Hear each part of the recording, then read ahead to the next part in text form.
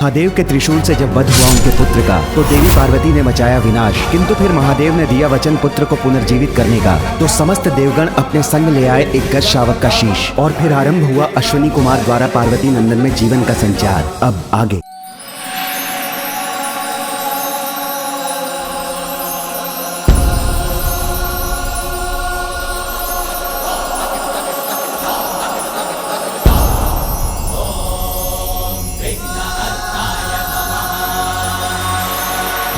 हमें आज्ञा दीजिए प्रभु।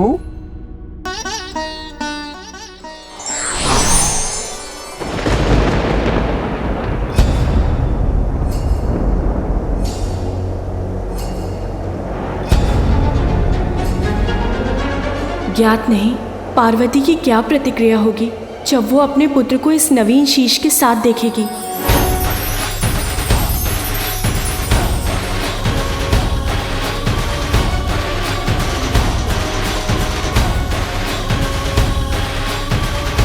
पार्वती नंदन के पुनः जीवन ने अंततः हम देवताओं को माता के कोप से रक्षित कर दिया।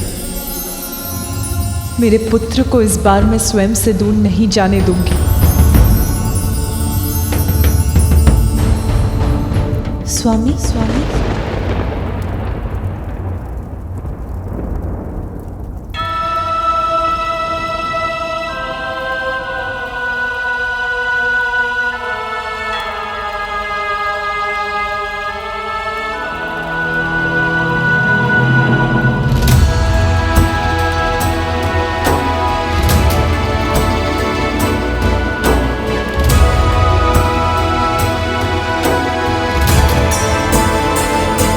आशा करता हूं कि देवी पार्वती की पीड़ा समाप्त हो जाएगी।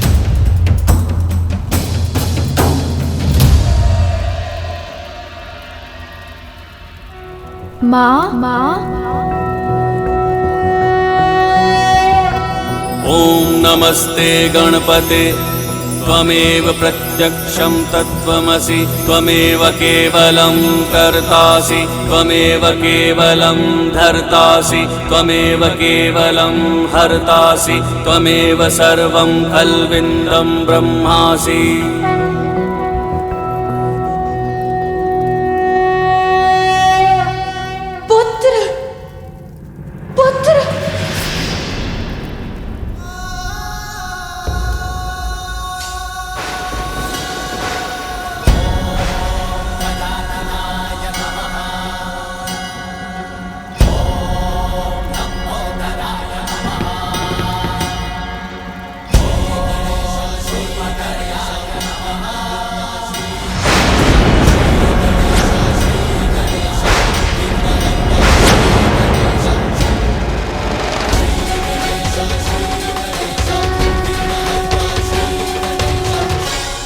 कौन है ये बालक?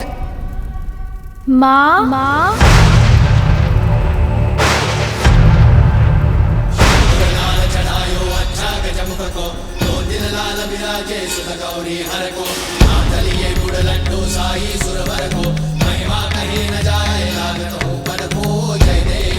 कौन विचित्र गजमुख बालक है जो मुझे माँ कहकर पुकार रहा है? ये तो मेरा पुत्र नहीं।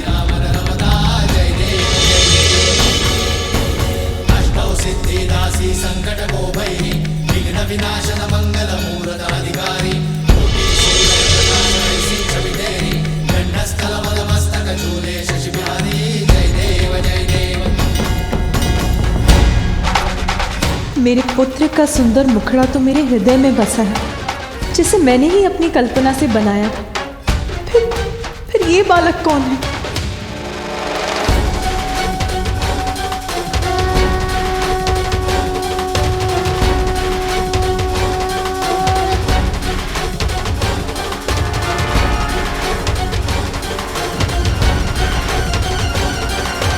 माँ जिसकी आशंका थी वही हुआ। माता अपने पुत्र को इस रूप में स्वीकार नहीं कर पा रही हैं।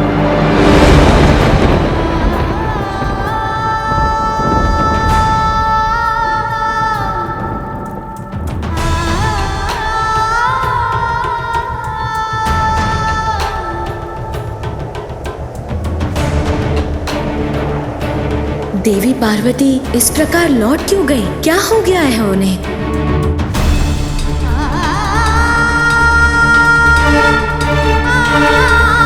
माँ, मैं आपकी सेवा करने, आपको सुख देने आया हूँ।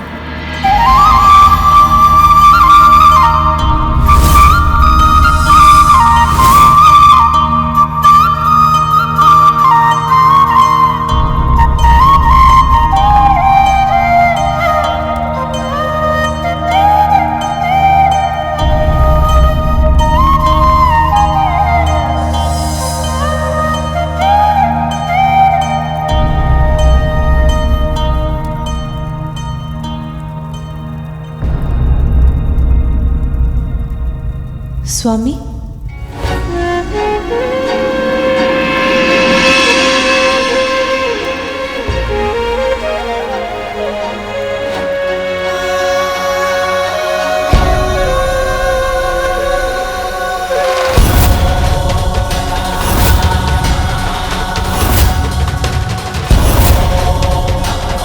गजमुख, पार्वती पुत्र का नवीन शीश तो गजमुख है।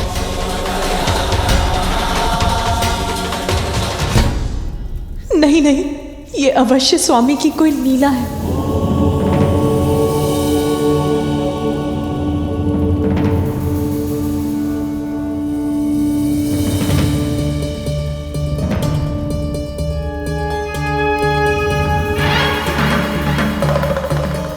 देवी पार्वती अपने पुत्र की पुरानी छवि के मोहवश अपने ही पुत्र को इस नवीन रूप में स्वीकार नहीं कर पा रही है, किंतु अपनी मां के मुंह फेर लेने से इसके कोमल हृदय को आहत होने से बचाना होगा। पुत्र, तुम कुशल तो हो ना?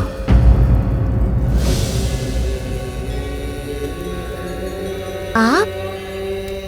अब तुम्हारी उद्दंडता की अति हो चुकी है। मैंने तो तभी कह दिया था कि मैं किसी भी अवस्था में आपको इस रेखा के आगे नहीं जाने दूंगा। आपको तो मैंने भीतर जाने से रोकने के लिए आपसे युद्ध किया था ना? माँ का आदेश था कोई भीतर नहीं जाना चाहिए और मैंने उन्हें वचन दिया था।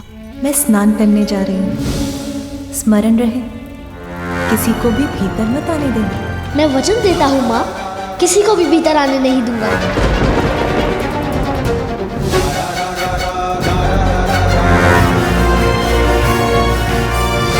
मैंने अपना वचन निभाया माँ।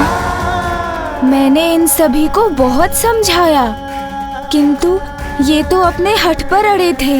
मैंने जो रेखा खींची थी उसे पार कर भीतर जाने के इन्होंने अनेकों प्रयास किए, किंतु मैंने किसी को भी भीतर जाने नहीं दिया।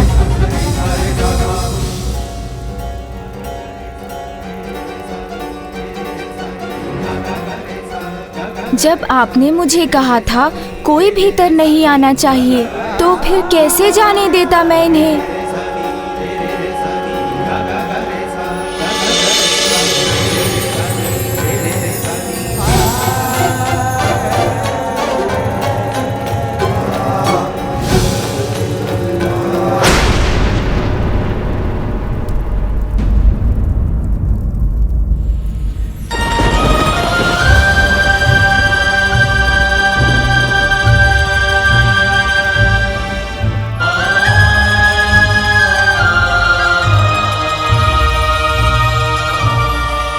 कैसे मान लूं कि यही बालक मेरा वो पुत्र जिसे मैं स्नान के पूर्व बाहर छोड़कर गई थी।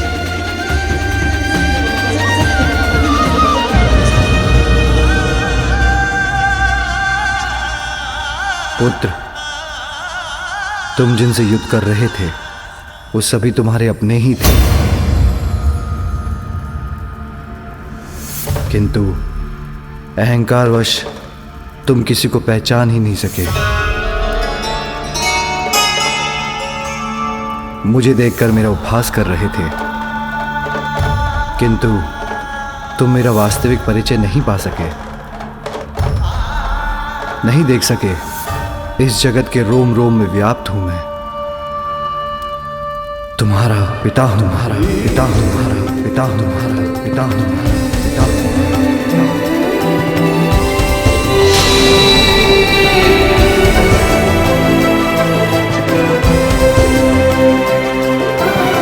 मेरे पिता? आप हैं मेरे पिता? पिता, संपूर्ण जगत मुझे जगत पिता कहकर पुकारता है, किंतु इस बालक के मुख से पिता पुकारा जाना तो मेरे लिए भी कितना सुखदायी है।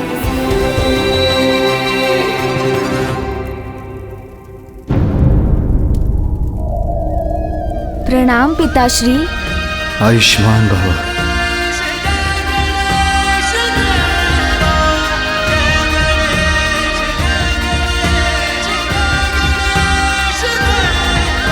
उठो पुत्र।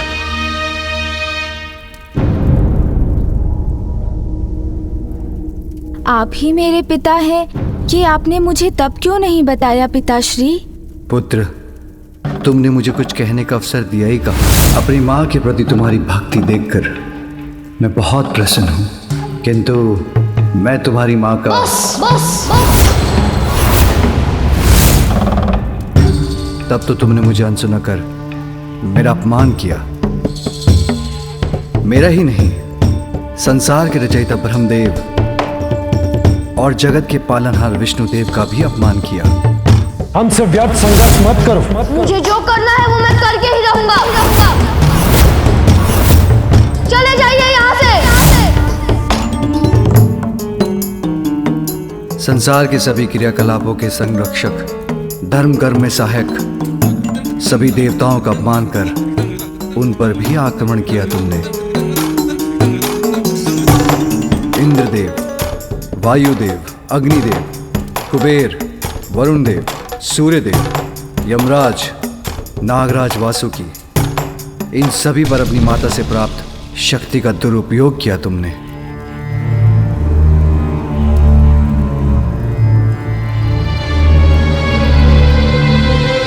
तुम्हारे अहंकार के कारण, यही कारण था पुत्र कि मैं तुम्हारा शीश तुम्हारे शरीर से विलग करने पर विवश हो गया।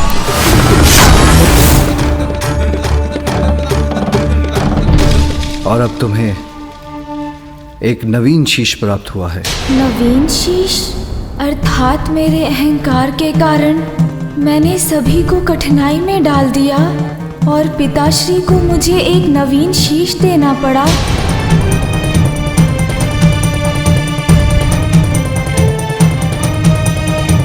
पिताश्री, मुझसे बहुत बड़ी भूल हुई। मुझे ऐसी उद्दंडता नहीं करनी चाहिए थी। उसके लिए मैं आप सभी से क्षमा मांगता हूँ।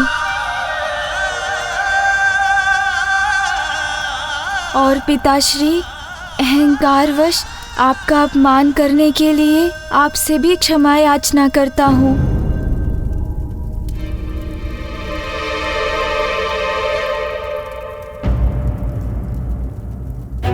तो क्या इसलिए माँ मुझसे इतनी कुपित है? माँ की दी हुई शक्ति से पिताश्री के मान को ठेस पहुँचाने की उद्दंडता जो कर बैठा। किंतु माँ देखिए ना, अब तो मैं उद्दंड भी नहीं रहा। अपना अहंकार भी त्याग दिया मैंने और जो भूल मैंने की उसके लिए सभी से क्षमा याचना भी कर ली। अब आप भी मुझे क्षमा।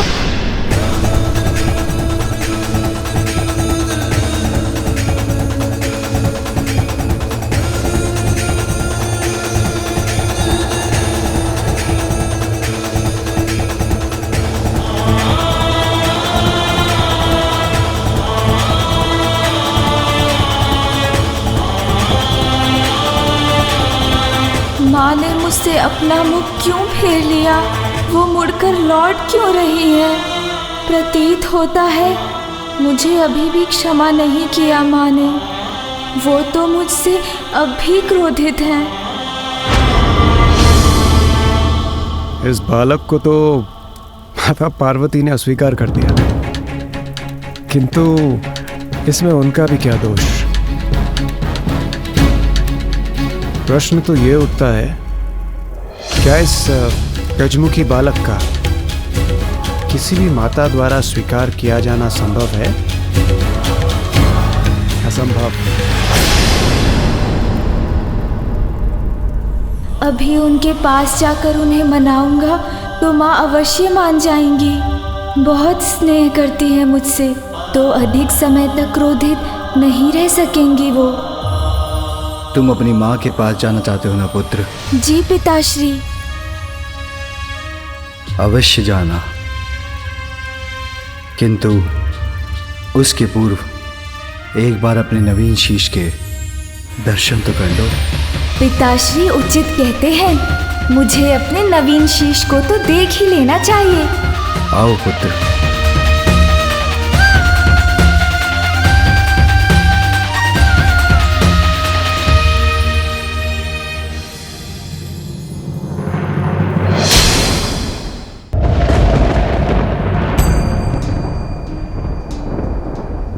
इस सरोवर के जल में अपना प्रतिबिंब देख लो। आगे बढ़ो।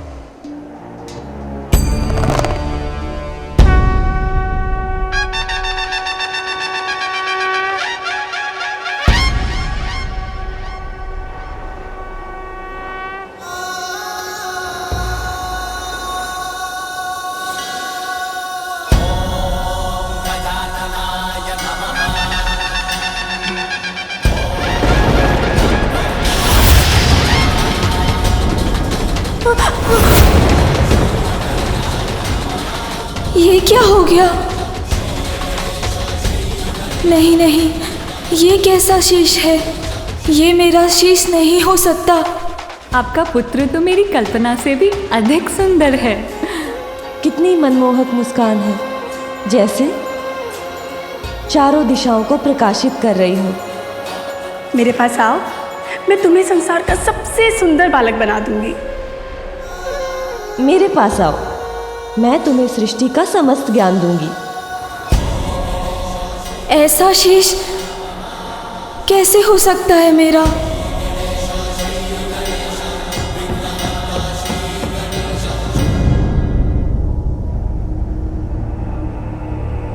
मेरा ये मुख पृष्ठ, मेरे ये बड़े बड़े कान और ये सूंड तो गज धारण करते हैं ना पिताश्री। मेरा ये सुंदर शीश गज के शीश में कैसे परिवर्तित हो गया पिताश्री? पुत्र, मेरा त्रिशूल अहंकार का नाश करने में कोई भेद नहीं करता। तुम्हारे मस्तिष्क पर अहंकार हावी हो गया था। वस्त्र के स्थान पर पशु चर्म से अपना तन ढकते हैं। रहने के लिए कोई घर नहीं, नाम पूछो तो कहते हैं सभी नाम मेरे हैं। अब ऐसी बात करने वाले को बहरूपिया नहीं तो और क्या कहूँ, और क्या कहूँ, और क्या कहूँ, और क्या कहूँ। जिसे नष्ट करने के लिए मेरे त्रिशूल ने तुम्हारे शीश को तुम्हारे तन से विलग कर दिया, और जिसे मेरा त्रिशूल भस्म कर दे उसे पुनः नहीं जोड़ा जा सकता। किंतु तुम्हारी माँ ने तुम्हें पाने के लिए इतना त्याग किया था। इतनी कठोर तपस्या के बाद विष्णुदेव से वरदान प्राप्त कर तुम्हें जीवन दिया था। विष्णुदेव के वरदान की मर्यादा के लिए तुम्हारी मां की पुत्र प्राप्ति की प्रबल इच्छा को साकार बनाने के लिए और भविष्य में तुम्हारे द्वारा होने वाले जगत कल्याण के लिए तुम्हें दूसरा शीश देकर पुनर्जीवित तो करना ही था पुत्र।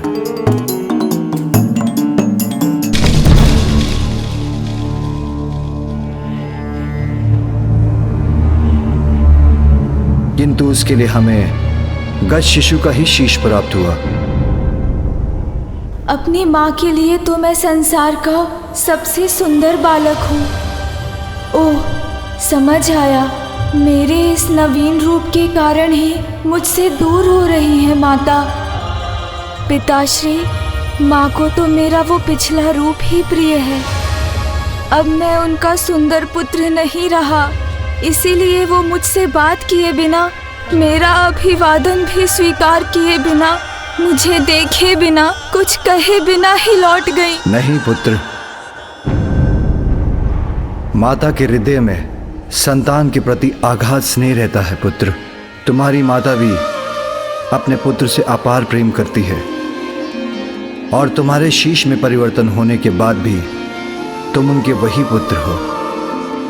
विश्वास रखो, समय के साथ वो तुमसे पूर्व की अपेक्षा कहीं अधिक स्नेह करेंगी। वो तुम पर अपना संपूर्ण वात्सल्य उड़ेलेगी। अनंत काल तक तुम्हारा ये नवीन मुखी सदा के लिए उनके हृदय में वास करने वाला है पुत्र। और तुम भी अपने शीश के विषय में विचार करोगे तो तुम्हें ज्ञात हो जाएगा कि ये हर प्रकार से तुम्हारे पूर्व के शीश से कहीं उत्तम है।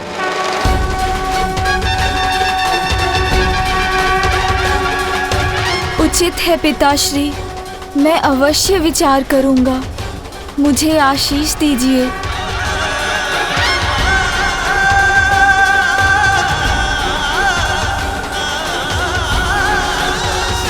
प्रणाम पिताश्री। आयुष्मान भव। पिताश्री, यदि आपकी अनुमति हो तो मैं अब जाकर माँ से मिल लूं? अवश्य।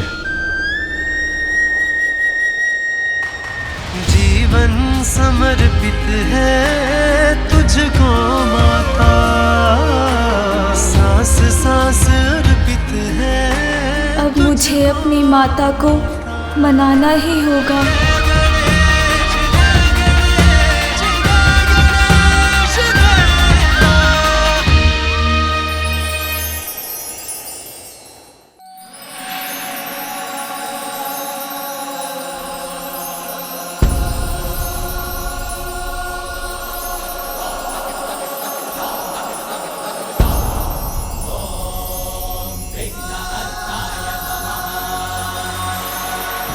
हमें आज्ञा दीजिए प्रभु।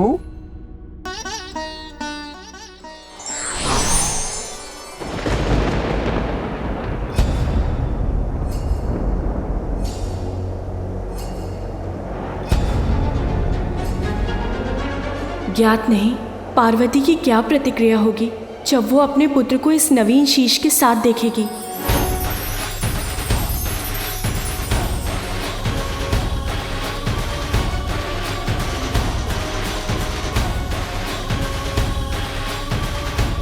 पार्वती नंदन के पुनः जीवन ने अंततः हम देवताओं को माता के कोप से रक्षित कर दिया। मेरे पुत्र को इस बार मैं स्वयं से दूर नहीं जाने दूंगी। स्वामी, स्वामी।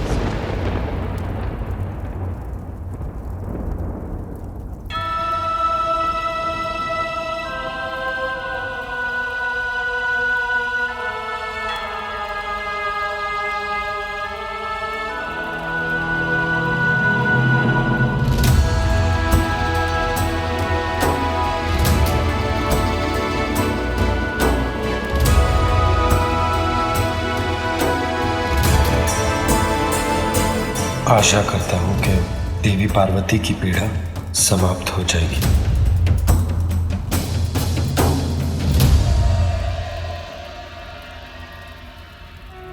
माँ। ओम नमस्ते गणपते त्वमेव प्रत्यक्षं तत्त्वमसि त्वमेव केवलं कर्तासि त्वमेव केवलं धर्तासि त्वमेव केवलं हर्तासि त्वमेव सर्वं